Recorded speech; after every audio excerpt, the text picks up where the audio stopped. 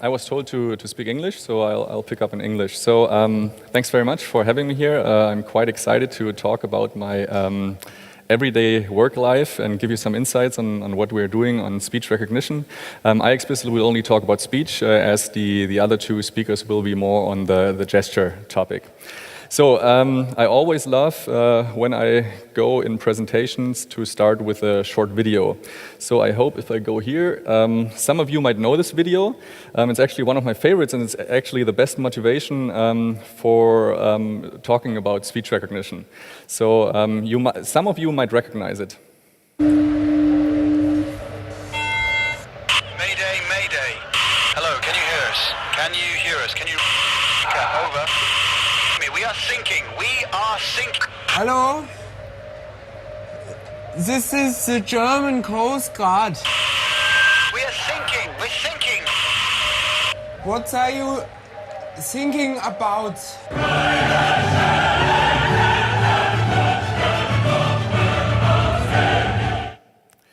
So, I'd like to talk to you about speech and recognition. Something like this can happen in human interactions. It definitely can happen when you interact between a human and a machine. So, as I'm a technical guy, I had to bring the phonetic representation of speech and recognition. So this is really the phonetics that you would see in some of our documents that we have when we define speech recognition systems. So I'll talk first about speech. So what is speech and how do we have to use speech? And the second part, which is the more important one for us, is really the recognition part and the understanding part. So how do you get from speech, from understanding a language, to really recognizing something with it? First of all, the question I always have to answer: why do we care about speech interaction in the car? I'm with Mercedes. You know, we have, as every big corporation probably have this brand cookie where we have different market values or brand values. Two of the main ones for us that we get always associated with is safety and comfort. Safety is for us very important. Comfort as well. We make everything that our cars are safe and comfortable. When we talk about speech recognition, those are the two values that we are working towards. Safe, we always want to have the eyes on the road and the hands on the wheel. We want to make sure that the driver can really focus on what he really needs to do, drive. As long as we're not autonomous, and right now we are still not autonomous, we really need to get the focus of the driver really on the road. And that's why we really want to have the eyes on the road and the hands on the wheel. But of course, we want to, as like infotainment, navigation, music, phone is really an important feature also in the car. We need to provide some simple access to infotainment features, to vehicle functions, and that's why really the speech interaction is really a piece for us that brings us quite far. So let's start with the basics. That sentence on the top, as long as I have a job, I always tell my boss that's why I'm here, because speech recognition is really highly complex and it's multifaceted.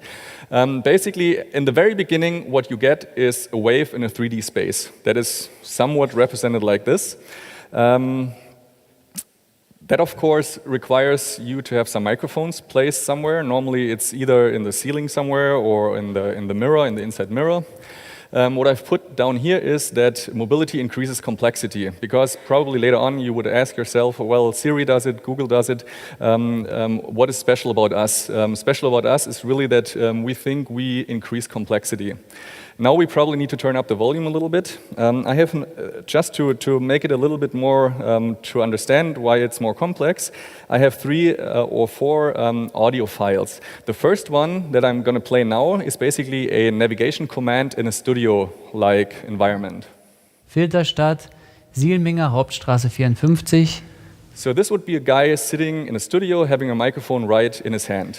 Again, you've probably never seen someone sitting in his car having a microphone right stuck in his face. So basically the same thing. This is how it would basically come to us when you are sitting in a car without any noise. Filterstadt, Sielminger Hauptstraße 54. You might have heard it, the volume is a lot less than we had before. The next one, I add a little bit speed of the vehicle to that. Filterstadt, Sielmenger Hauptstraße 54. 100 kilometers, you say it's okay, let's make it a little bit faster. Filterstadt, Sielmenger Hauptstraße 54. So you see, going to a machine and giving that kind of quality and that kind of noise, it makes it harder for us. And that's why we're saying mobility increases complexity. So what we basically need to do before we do any speech recognition, we need to optimize that signal, because that signal really is a pain for machines to interpret. So what we basically do, we have this, this wave up there. We try to emphasize on the characteristics and try to get like a more smooth audio signal. The complex task we have to accomplish, on the one hand, road noise. Everybody has road bumps. You have a road surface that is not really even, so we need to think about this. But of course, also noise that we contribute to. Windshield wipers, turning signals. Those have all special frequencies that really disturb speech recognition systems. So we need to think about how we intelligently can filter those out. And last but not least, in dense traffic situations, you need to also cope with that. So now let's assume we have dealt with that task and we have a clean signal that we can start to interpret. Next step for us is get something that the textual representation of the audio signal. So don't care about the language, it's German now, but the computer right now doesn't know either. So it's just some textual representation of an audio signal. What I get here, fahre mich zum Restaurant Sonne in Stuttgart, is a textual representation of the audio line up there. If we, in the car, only wanted to do dictation of messages, I think we probably could stop here. Of course, we need to be aware what is the language as an input to the system. Right now, we do that by there's one system setting, and whatever that system setting is, that will be the expected language, that will be the input. If we, in the future, what we are working on, of course, we would like to think about a dynamic and automatic language detection also. That's quite a difficult task. There are a lot of institutes right now and corporations working on that, but this would be like the next step, that that the system understands what language is spoken, and even cross languages. So normally just dictating messages in the car is not enough when we talk speech recognition, because we want to solve tasks. I mean, that's why we're talking about comfort and safety. We want to solve tasks and save time for the user. So now we need to start putting semantics and meaning to that language. And now we are in the area of natural language understanding. When we talk about meaning and semantics, we would know from how the German language is set up. We would know that fahre is a domain for navigation, so the user probably wants to navigate somewhere. With the other filling words, we would have like something, a POI, which is Restaurant Sonne, and we would have a location, so that's basically where we want to navigate to. So now we are at a point where we can actually instruct a system within the car what to do for us. So, and this is, for the different languages, right now the challenge is getting that in our car. We want to have really the natural language understanding. Having said this, recognition technologies, the very early processing have improved a lot in the last couple of years. That's why also we have the strategy to partner with technology companies. Even us, although we are a big company, we can't do that all by ourselves, and we want to participate on the latest developments. That's why here we definitely say partner with technology companies. Our focus lies really on the interaction and the dialogue design, so really the user experience within the car. And I want to just give you some examples on what the pain points are, also what we need to think about.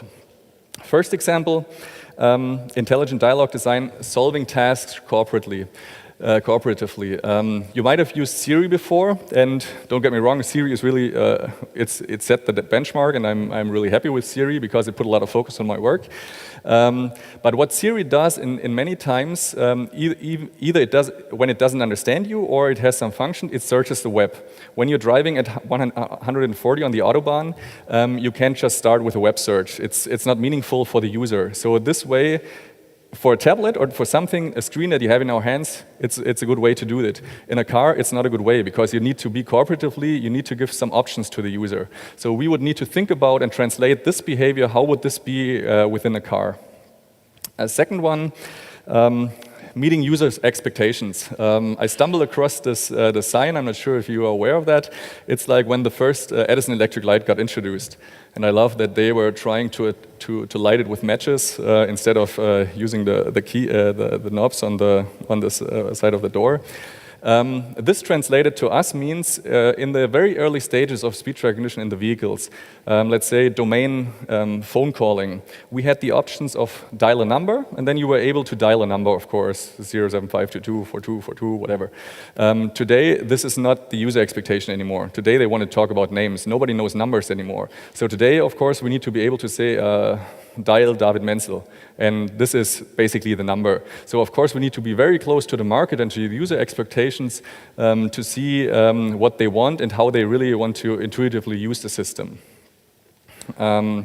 Next one, and that is probably one of the main pieces, we need to resolve ambiguities, and there are many, many ambiguities. Just for the example of Neustadt, a city in Germany, if you type in Neustadt on Wikipedia, you get a very, very long list of Neustadts in Germany. So now the big question is, if someone wants to navigate to Neustadt, what do you do in the car? You really need to intelligently design your dialogue that cooperatively you get to where you want to be. I definitely say that today we are probably not there where we want to be. There's still room for improvement. But I think those are exactly the things where systems are good or where they fail and users don't accept them. And this is why you really need a good dialogue design. Next one, also important. Picture yourself being the cookie monster of Sesame Street, and you're sitting in a Mercedes. And you basically just say cookies, cookies, cookies. What do you expect the car to do? If you ask Google, this is what Google gives you back. First, it gives you back recipes. Within the car, not really interesting for me. Then it gives you back something about Wikipedia, some more details about cookies, probably also not the best thing to do. If you go down a little bit, you get something to hear, Leibniz Kekse. You probably, within that homepage or within that website, you would probably see an address of Leibniz or Balsen. They are actually in Hanover. So if you right now were in Hanover, it would be quite interesting for the car to, if you say cookie, cookie, that the car tells you, okay, here's an address. Do you want to navigate to Leibniz in Hanover?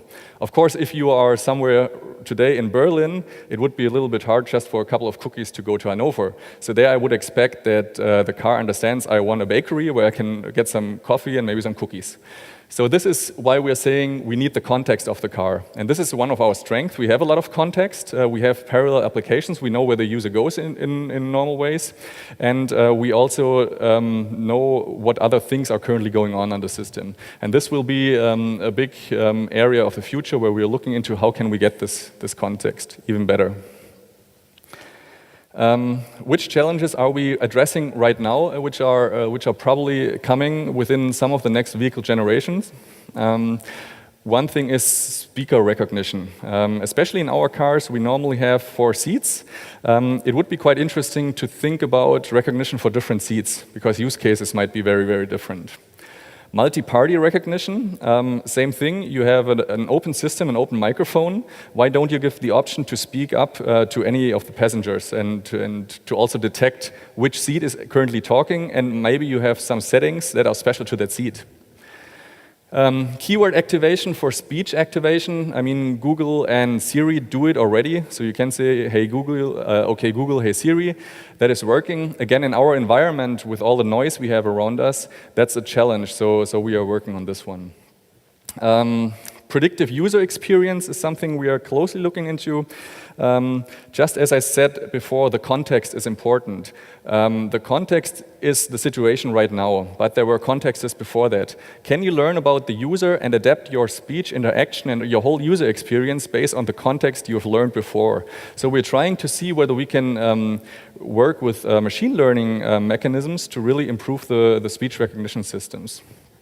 And then what I've also already said before, language mix. So if you have different languages in the same dialogue, how can you cope with that? We have one pretty good example on this. Let's say S-Class in China, which is one of our biggest S-Class markets. There will be normally a local person speaking Chinese in the driver's seat, and there might be someone not speaking Chinese in the VIP seat in the right-hand side in the back. So would there be a possibility that one of them speaks English, the other one speaks Mandarin? Those are also the questions. Can a system cope with that, and how do we get there? And last but not least, and this I think perfectly fits into the session, can you talk about multimodality? Right now I've only talked about speech. Can the speech and the overall user experience be increased or improved if you add gestures to it? So if I just point somewhere and then talk about it, or if I add other modalities with it. So this is also a topic where we get the different modalities together and see how we can optimize the overall system. So those are the things we are currently working on and looking into. Of course, there are also a couple of challenges we need to be very, very aware of and we need to address. Special attention. Privacy is one big thing for us. You know, if you talk about Siri, Google, you do actually voice recognition in the cloud. Everybody at some point has agreed that this voice recognition in the cloud is okay and that this data can be uploaded. Of course, speech in itself is a biometric information. So privacy is a big issue here. So you need to be very, very careful what you really want to do and why do you want to do it. So in the very best scenario, you wouldn't have to go into the cloud. Of course, we know why they do it today in the cloud, just because the computing power and the possibilities you have in the cloud today are much, much bigger. But for us, this means we need to think about it. What is privacy? How can we cope with privacy? And how do we really inform the customer what we do with that data if we really need to do it? Second point here, personality of speech interaction. We've had a research project on this, whether it would be interesting to give our speech engine a character. Wouldn't it be interesting really to speak with it just like a natural interaction with a person? We have very ambiguous comments from our customers on that. Some of them say, yes, interesting. Others say, no, it's a machine. I don't want to talk to him like a human. So this is also something, where do we want to go there? You know Siri? Siri is very, very personal. Where do we want to go there? What's the character of our system here? Availability, another topic. Coming back to, let's say, Google again. Google currently works great if you have network connectivity. Google does not work if you're on a parking structure underground and you don't have a cell phone signal. So for us and our customer expectations here again, our system has to work even if we don't have a cell phone signal or anything or no connectivity. And last but not least, this is always important and will be as long as our cars are driven by hand and not autonomous. And this is driver distractions. We follow very strict guidelines, and this will be something we need to follow in the future as well. So having said this, this brings me, I guess, to the end of hopefully a worthwhile listening to presentation. Thank you very much.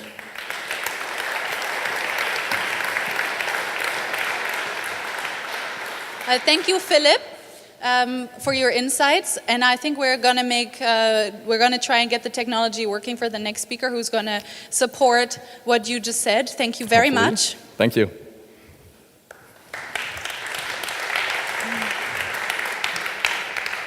And now Vanessa van Edwards is waiting for us. She has already sent word that she is ready. Let's hope the internet helps us with that. Okay.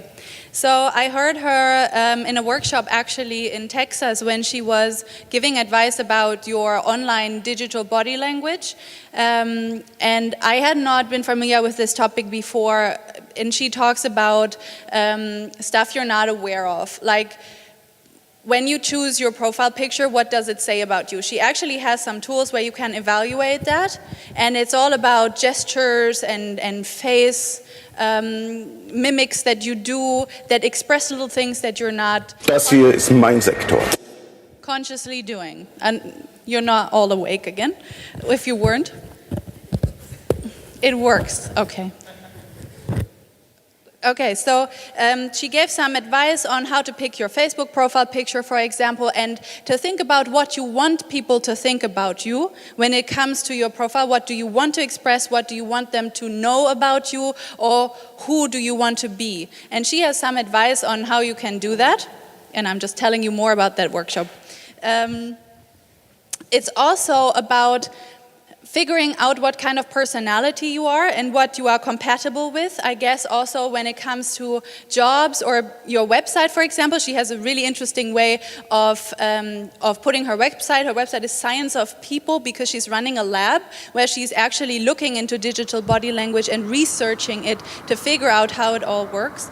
And in this lab, she looks at lots of things. For example, of course, you know all the theory about the colors and what they mean, but she thinks that also your target audience reacts to different colors. And there she is. I'm going to go to the laptop to say hi. Hello. Hello, Vanessa. Oh.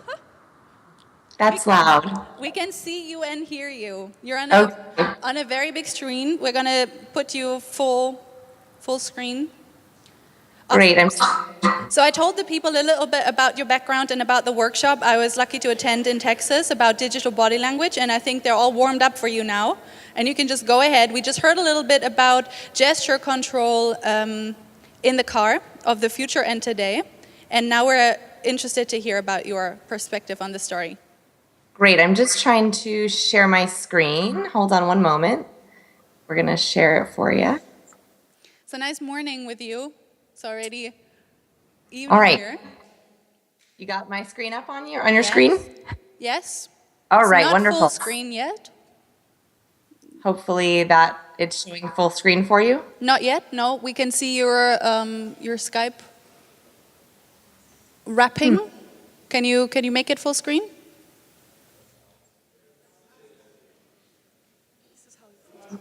Okay. Then we are having it like this.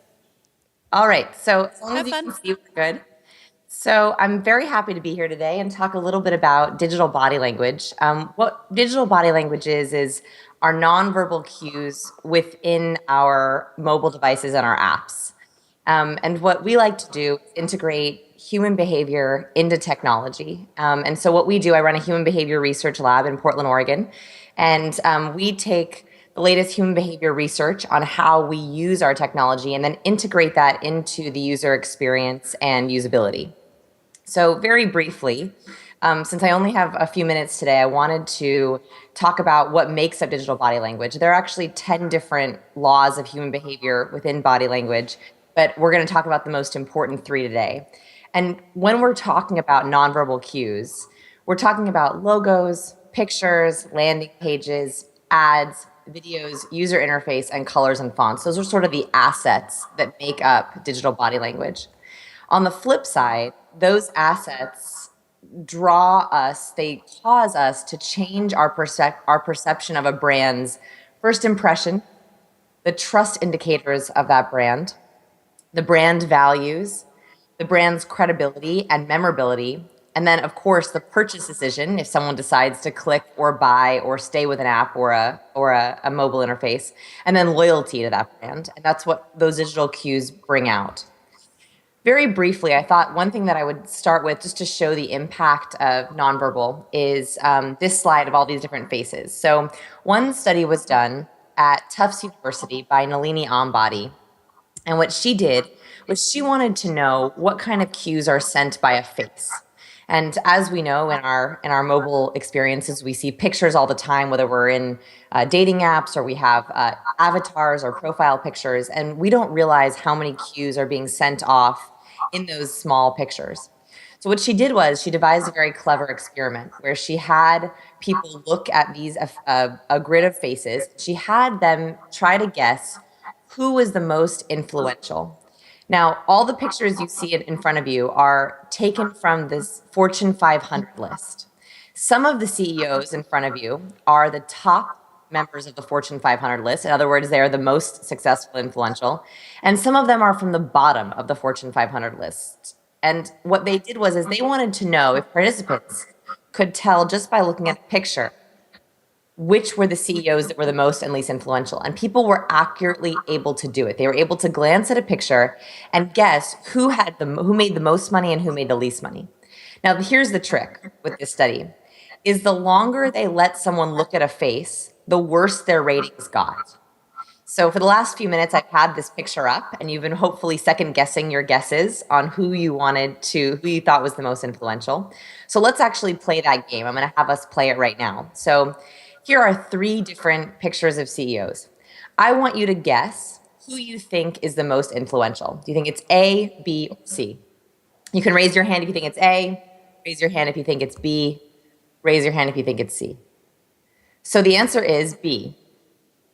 Now, most people, the majority of people, can guess B, but the trick is we have to show that to them very, very quickly.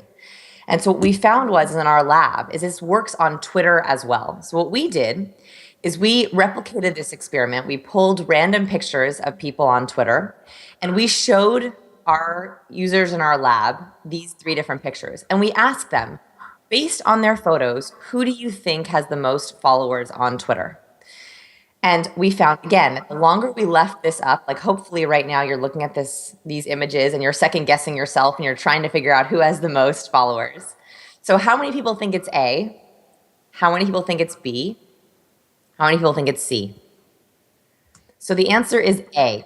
Now, I've left this up for quite a long time. So maybe, and I'm not sure, I can't see the audience, the answers were sort of evenly split. That's very common the longer I leave it up. The next one I'm going to do, I'm going to put it up very quickly. So I want you to guess your answer and stick to it, your immediate gut reaction. This is the men. So of these next 3 men, how many do you think, who has the most followers on Twitter? How many people think it's A? How many people think it's B? How many people think it's C? So the answer is B. And we found that the faster we show these pictures, the more people can guess. Now, when you're on a mobile device and you're scrolling through things or you see someone's picture or avatar, usually you're looking at those pictures for less than a second.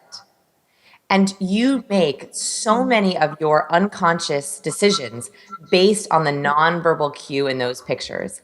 And that's what I want to talk about today. I want to talk about the patterns that we found that make people think someone is more influential or more popular or more likely to be trusted, and those that are less likely to be trusted, so that we can learn the cues that are from the pictures that are more likely to be trusted. And a lot of this focuses on micro-expressions. So today, because I only have 20 minutes, I decided to focus on the face. There's a lot of cues that we can talk about, but the face is the most powerful one. And when we're talking about the face, we have to talk about the micro-expression. So a micro-expression is a very quick facial expression that we all make when we feel an intense emotion.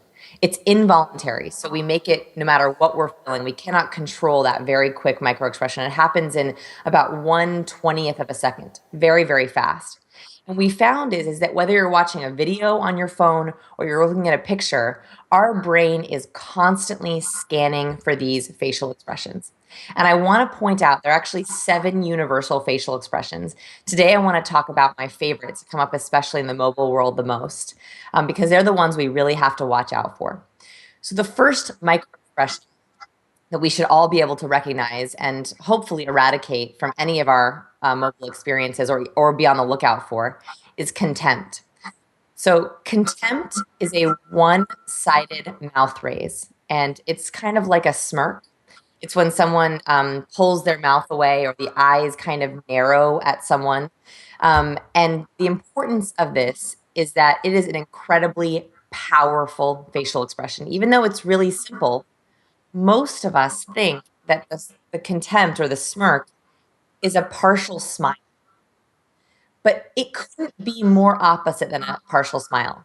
Contempt is hatred, disdain, pessimism. And so what they found was, this is researcher John Gottman. Dr. John Gottman is a marriage and family counselor up in Seattle. And he, without realizing it, discovered the power of the smirk.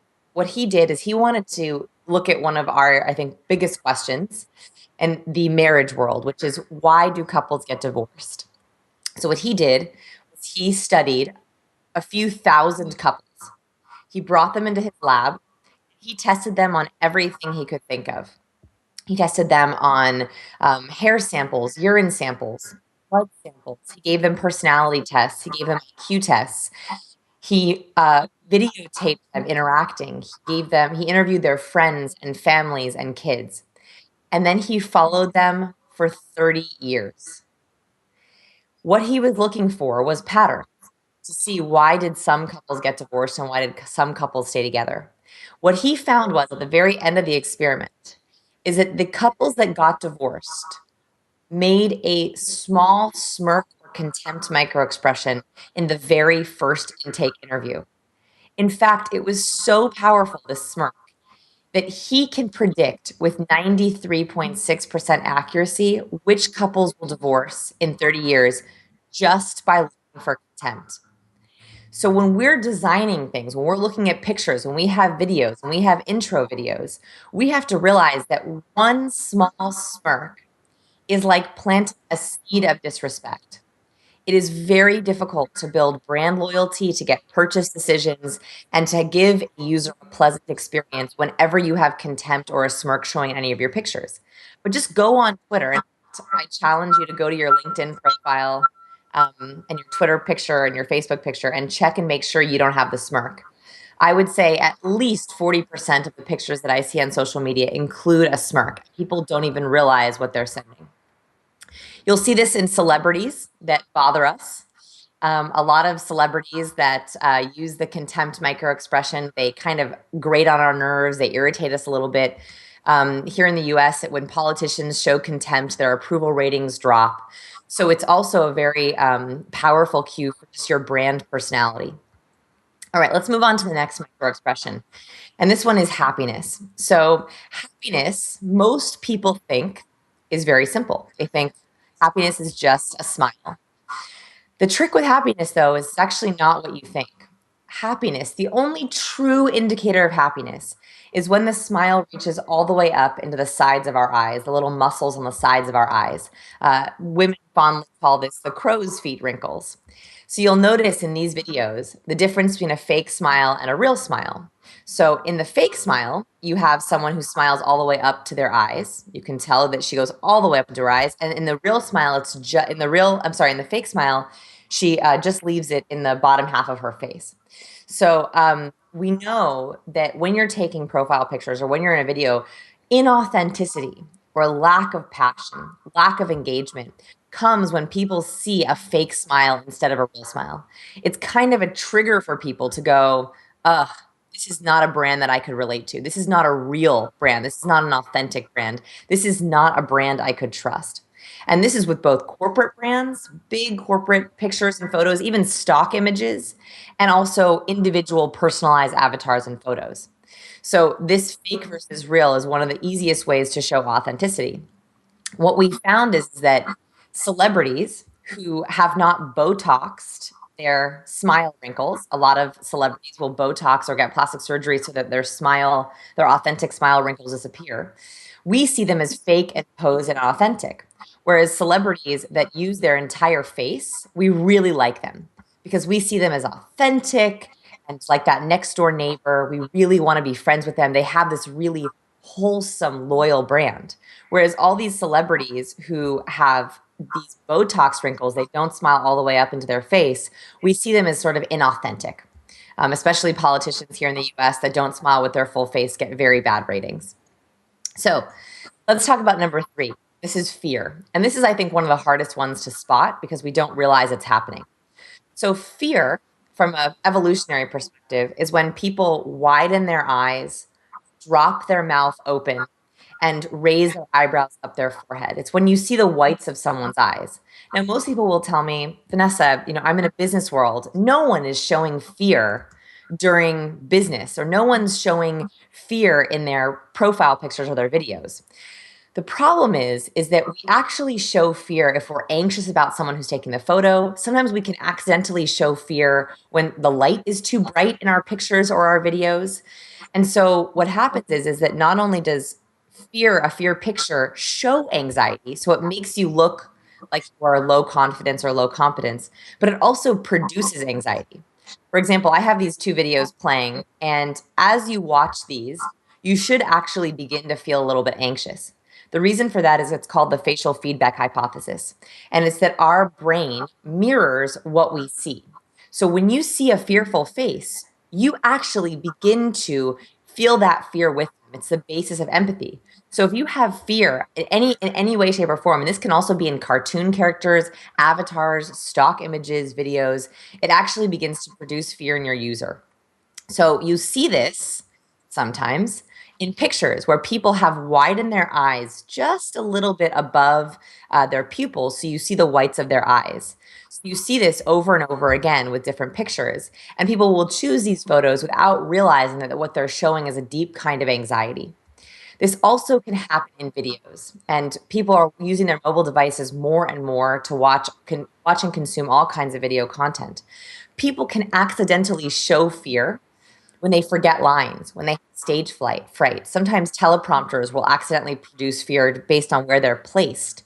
Camera nervousness, even uncomfortable clothing when women are wearing high heels. Sometimes when they're standing those heels and their feet hurt, that will actually show up in their facial expressions through pain or fear. And of course, difficult questions. Whenever I'm watching news interviews, you'll often know when someone is very nervous about an answer because they flash the whites of their eyes right before they answer. One of the things that you can see in action, I'm not able to cover all of the different facial expressions here. There are 7 universal facial expressions. You are welcome to go to sciencepeople.com/TED to see some of our facial expression analysis of videos. I wanted to show one really quick video. Hopefully it will come through. Most people don't believe me that facial expressions happen very involuntarily. And more importantly, we can jump from one extreme facial expression to the next extremely quickly. So this is a video, and in this video, the baby is watching its mom blow her nose. And this delights and terrifies the baby at the same time. And I want you to watch for the 2 facial expressions we just learned, happiness and fear, and see how quickly we can go from one to the next. All right, I'll play it.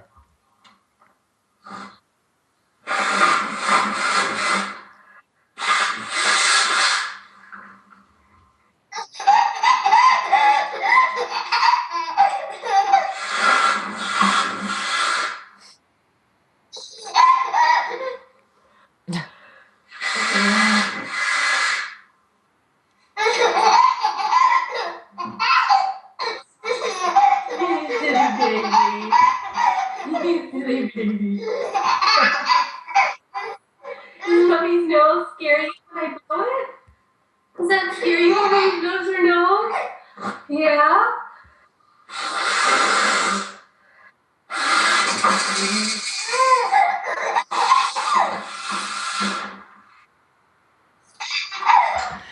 Okay, I won't let that video go on for too long, although we love watching it. So as you could see, in that video, that baby didn't even have eyebrows yet we were able to recognize the apples of that smile, that smile reached all the way from the baby's eyes, and then fear when we see the whites of the baby's eyes. So this is just a very silly example. This comes across in every kind of image that we're showing in our mobile devices or even on our websites or our profiles, whether that's a picture, a cartoon, an avatar, or even a depiction. So what I would challenge you to do is think about how can you eliminate fake smiles, fear eyes, and smirks, and how can you add genuine smiles, calm eyes, and even smiles. And in addition, if you don't have any images or videos in your mobile experience, adding genuine smiles, calm eyes, and even smiles can actually greatly increase the amount of digital cues and authenticity that you're sending out. Now, I want to talk for a second about directional actions. And this is a different part of digital cues, of how we take action. So if in a mobile experience, you're hoping to direct action, clicks, views, reading, purchasing, this is where a lot of that comes from. So the first thing is that we tend to take cues from other people's eyes more than anything. And we forget this in a mobile experience because oftentimes we don't have as many pictures or we don't have as much space. But the most powerful way that you can direct cues is using other people's eyes. And I'm going to explain this in a couple different ways. First, most of us have probably seen that we make a general eye pattern on a website. This is by the Pointer Institute, that when we're looking at a website, where we tend to follow the F pattern. We start up at the upper left-hand corner, we move across the top of the page, then we scroll down, move halfway across, and then down again. I think it is very important, and one thing that we found is that it's very natural for people to have this come into their natural gaze direction. For example, here's a website by Ramit Sethi. He uses the F pattern as well as his own eye gaze to prompt action. So what he's done, he's put his own face up in the upper left-hand corner. And immediately he's looking over to the side where you naturally go to his headline, "Are you ready to live a rich life?" So he falls into that natural F pattern as well as making you want to follow his gaze. If you've ever been standing on the street and you look up towards the sky, you'll notice that as people walk by you, they can't help but also look up towards the sky. That is because we are programmed as humans to follow other people's direction. So he used that natural tendency to be able to follow into where he wants you to go. So not only is he looking over at his headline, "Are you ready to live a rich life?" but he's also looking over at his buttons where he wants you to click. And that happens again, "Find your dream job," where he wants you to get started. This happens over and over again with different websites where they have a face and they direct the eye gaze towards their headline. Even this one, you have the headline up top and you have the female, the bride, looking back towards that headline, so you're more likely to read it. And she has you go back towards that headline, so it directs your gaze back to exactly what you want someone to do. So we use this all across our website. We've played with it in different things. So here's a post that I did on the science of lying. One thing we teach in our lab and we study is human lie detection. So I'll use gaze and try to see how I can get people to change their gaze and change their actions based on where we are looking at our pictures. You can also do this with gestures. So let's say that you don't have pictures or faces in your experience. You can even do this with different kinds of gestures. So for example, in this one, this is a website by Marie Forleo. She actually uses her fingers to point where she wants you to look as well as her gaze. And then you also see in this other picture is they've used a gesture of a man, but these pencils pointing towards the graphic design geniuses to sort of gesture over where they want you to read and click.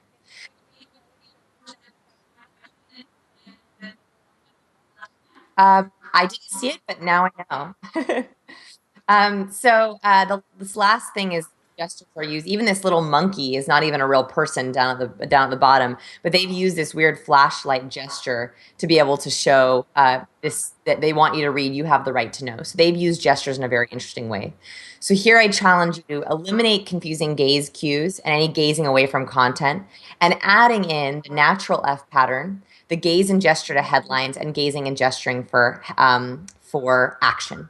So I want to end here with a couple of things. So again, these were my sort of favorite laws of digital human behavior. I will actually be having a free webinar on all of this, so you're welcome to join if you want, as well as I have all these tips online. I challenge you to think about what your body language cues are in your mobile experience and when you're using other people's apps. So it's not just for your own experience, it's also for when you're using apps and you see pictures or you see gestures or videos, how is that affecting or how is that changing your perception of that brand? Because just tuning into how that affects you can really change your experience with the brand, and it's the best way to learn to see how pictures change things. And I also challenge you to please look at your LinkedIn profile picture, your Facebook profile picture, and your Twitter profile picture, and make sure that you're not showing a contempt or an inauthentic smile or any fear eyes, because that is changing your personal brand to signify things that are more negative and less positive. So if you have any questions, I'm also going to hop on Twitter right now, since I'm not there to take any questions on Twitter if you have any for me. Thank you so much. Thank you for teaching us all these things. And it's really terrifying when you know somebody like you can totally know what you're thinking subconsciously. So I'm just going to hang up now, and people can ask you stuff on Twitter. You actually have a super cool newsletter as well that people can subscribe to, where you teach people more things like that. Thank you so much. Thank you.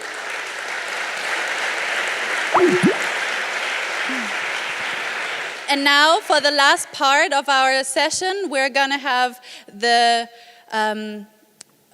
presentation of art for the future of mobility, and you have your microphones. They're going to be turned on, don't worry about it. We actually have help that's going to translate for us what Mathias Schäfer, who's the artist, is going to perform for us. But we're also going to have the text on the screen, so you can fully give yourself to this experience of gesture and the journey that Mathias has created for us. I'm really looking forward to this. Have fun.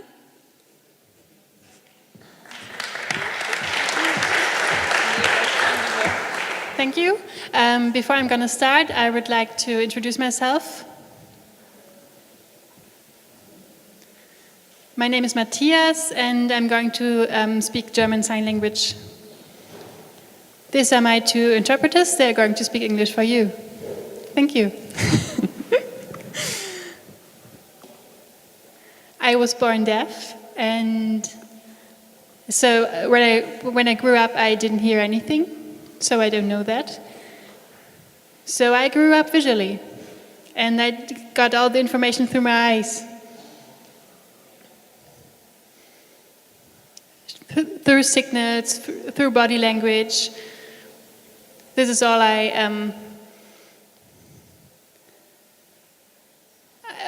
with everything I learned. And so I'm going to show you a story where gestures and mimics are very important. They're going to show you how you could maybe drive a car later with mimic and gestures. Okay, so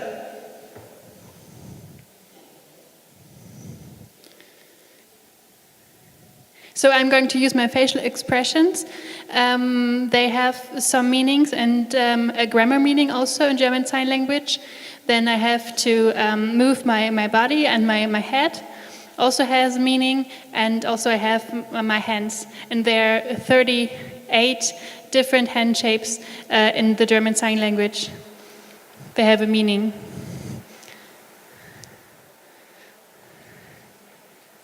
And there's also called something like classifiers, and these are hand shapes that directly take action, like pantomime or something similar. And I would like to.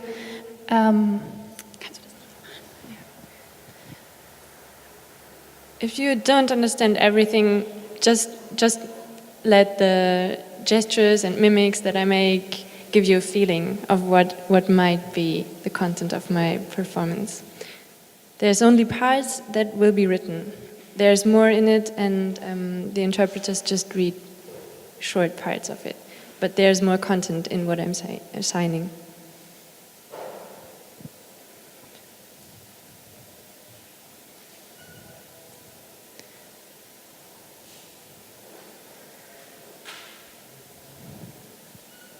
Just a dream?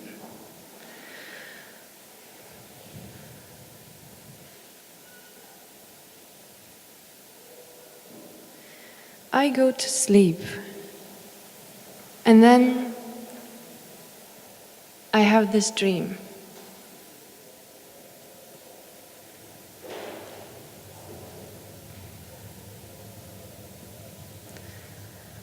I am floating up from my bed, going faster and faster until I'm all up in the air.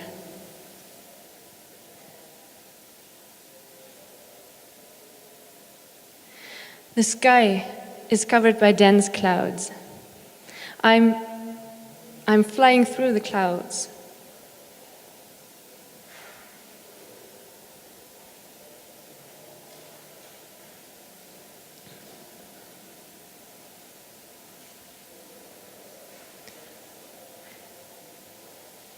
I'm flying through the clouds where the sun arises on the horizon.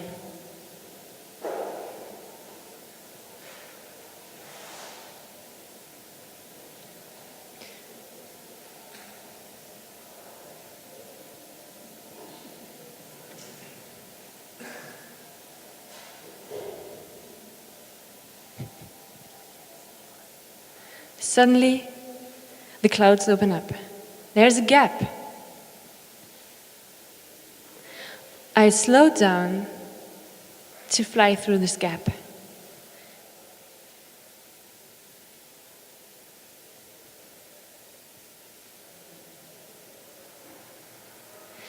My sight opens up on a top view of a big city. There's many high-rise buildings and roads leading almost everywhere.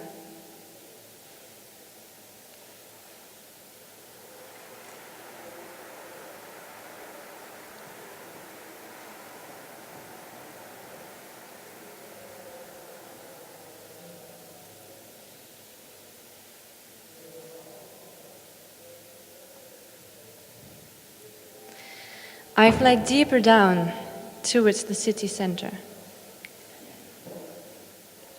I land in the middle of an empty and large road, where I find myself being surrounded by skyscrapers.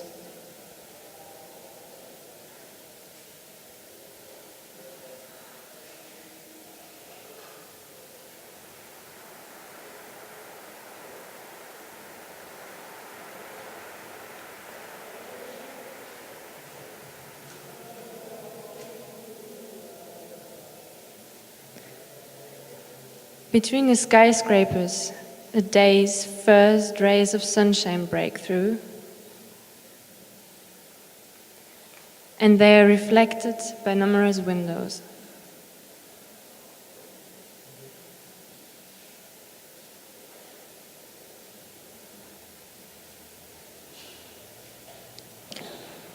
All these windows are coated with transparent solar cells.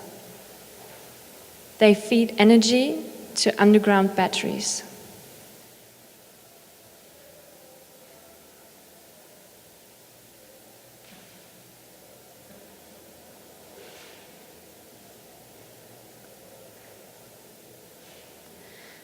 As I look around me, all I see is urban canyons.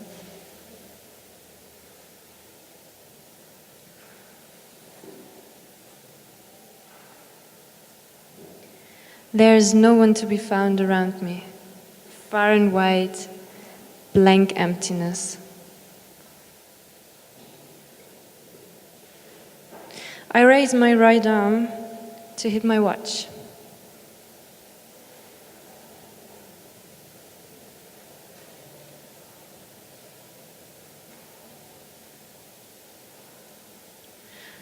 A radio signal given out by my clock is sent to a satellite in a supersonic speed.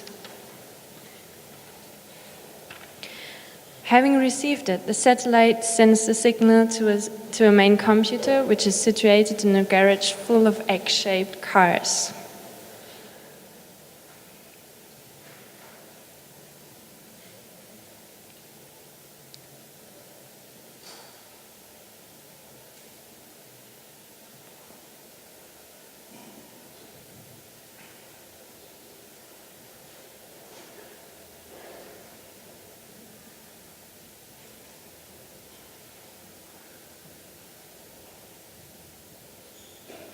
One of them is activated.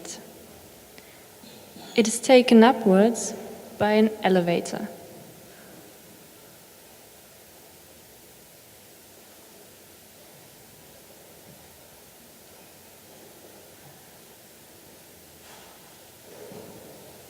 Then it starts moving independently and travels on the road in one direction.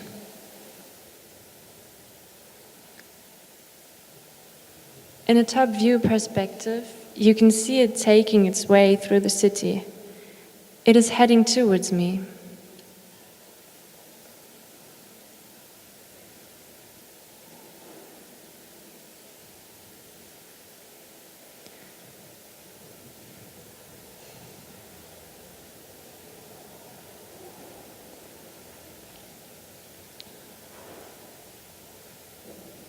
From a distance, I see it coming, and I joyfully await its arrival.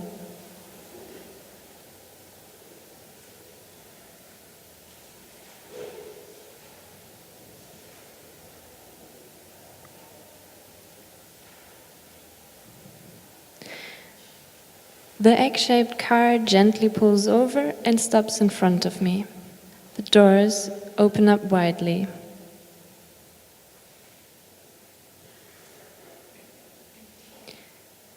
Inside the car, there are seats built in a round circle. They are made of shiny white leather. In their center, there is a table with a round touchscreen surface.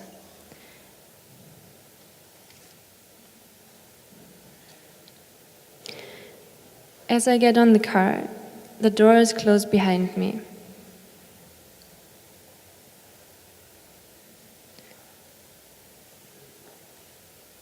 On the touchscreen table, I enter an address. I put the lights on and off. The car starts moving. Suddenly, life comes back to town. Everywhere I see people and egg-shaped cars. Everything is in motion. There are no traffic lights, no traffic jam.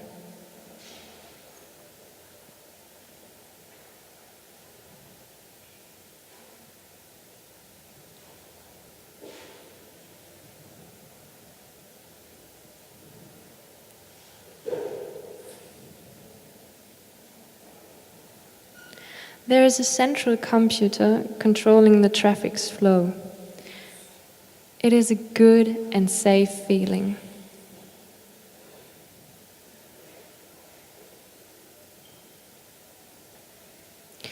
Through a circular panoramic window, I observe all this with amazement, without realizing that the egg-shaped car brings me closer and closer to my desired destination.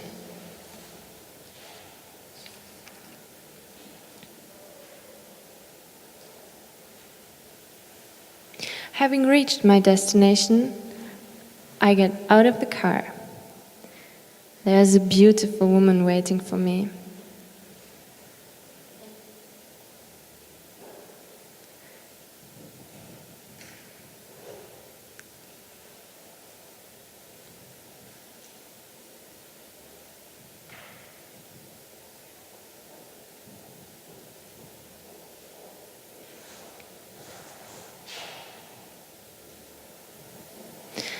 I ask her if she would like to go to a restaurant. She just shakes her head, and smilingly she points her finger at the egg-shaped car. I smile back and nod my head alike. Then we both get in.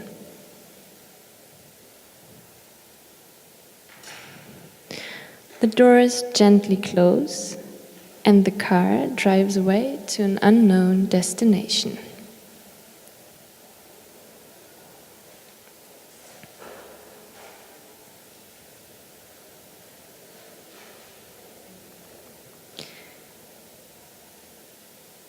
I wake up.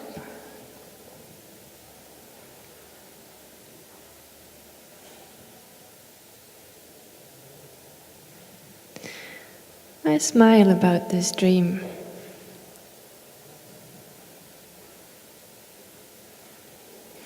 And I think, why not? Let this future come. Our future for us all.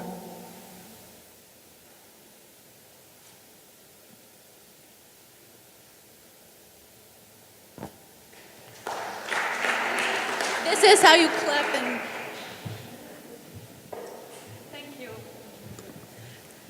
thank you very much. This is the end of our session. Thank you so much for attending. You can always visit our stall at the beginning of the hall, the Daimler stall, and ask us more questions there. Thank you so much for your attention. Have a great time here at the Republica.